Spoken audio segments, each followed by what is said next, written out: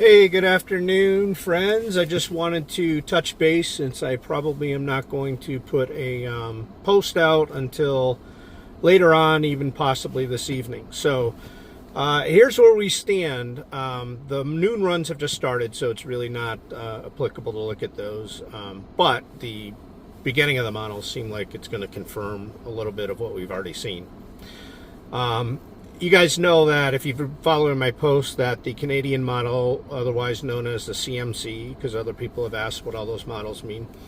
So the CMC had initially had the low pressure system way to our north and west, which brought a ton of rain into the area, and that was the outlier. Every other model had some snowfall, whether it was a little bit or 8 to 10 inches. But now the Canadian model, over the past 24 hours, even 36 hours, has come into alignment a little bit better with the GFS and the European model. GFS is the American model. European model, obviously, is self-explanatory. But what's happening is that Canadian model actually took a nosedive south in probably 2 model runs, and that went from all rain to all snow. And it's got a little bit less accumulation than the GFS and the European model, and other models as well as the ensembles. And then the first returns that I've seen from the NAM, which is the North American, that is a short-term model, and that is starting to confirm the GFS a little bit more. And I think as we'll go along, once we see the next model run of the CMC, that is going to tell the tale. If that comes in line 100% with the GFS, we're in for a good snowstorm. If it doesn't, then we still have an opportunity for a good snowstorm, but there's a little bit more question mark to it.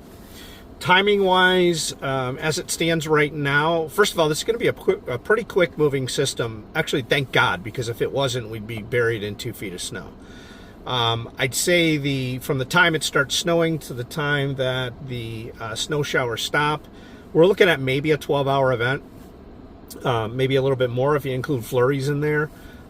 So here's what I'm thinking as far as start time. I'm thinking from 5 to 8 a.m.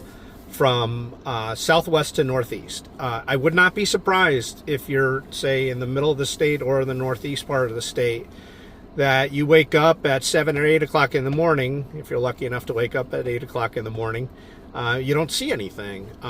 That's probably going to happen, or possibly going to happen, but it's going to get heavy quick. So when it does start snowing, I think you're going to start seeing snow rates increase dramatically within the first hour or two if it starts snowing in your area. So it's not going to be one of those flurries for hours and then moderate snow and then heavy snow. It's really going to come into a light snow and then pretty quick after a moderate to heavy snow.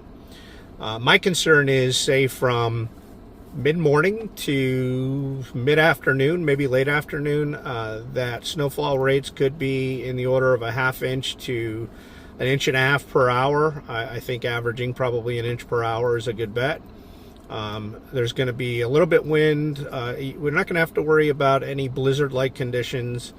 At least I don't think so at this point. The gradient isn't tight enough together to produce like really damaging winds. But it could get a little bit windy at times, which could have really some low visibility issues in the afternoon or late morning, early afternoon of Tuesday. So again, 5 to 8 a.m. start time. I think we have the heaviest between, say, let's call it 8 and 3 or 4. Where we're going to get probably 70 to 80% of the accumulation, and then after that go into snow showers and then eventually flurries. Now, if for some reason this does slow down, I don't anticipate that happening, but if it does slow down, then we're going to add substantial amounts onto that. We've had nor'easters in the past that took the same track, and if you look at the background that I have on here, I talk a lot about that 40-70 benchmark. We are really close to that 40-70 benchmark. The only thing that's saving us from getting absolutely buried, like I said before, is the nature of how fast this is moving. So that's going to be something to keep an eye on if it does slow down for whatever reason. or we get more back end snow, which also I don't anticipate, but it's also a possibility. So what am I looking at for snow totals? I'm not going to tell you yet, but I can tell you if it's going to be significant. If you look at part of the Canadian model, we're looking at a statewide 5 to 10 inches. If you're looking at the European and the GFS, you're looking statewide 6 to 12, locally a little bit more. So good possibility of double digits here in a lot of towns as it stands right now. So a decent sized snowstorm, probably similar, if not a little bit more, to the last snowstorm that we had that was plowable.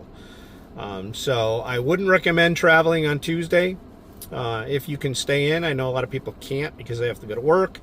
But if you do, allow a little extra time to get in and a little extra time to get home.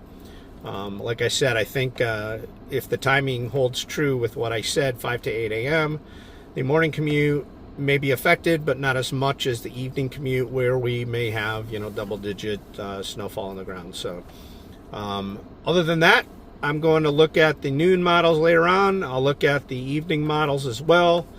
I really am trending toward confirmation of what I'm already thinking.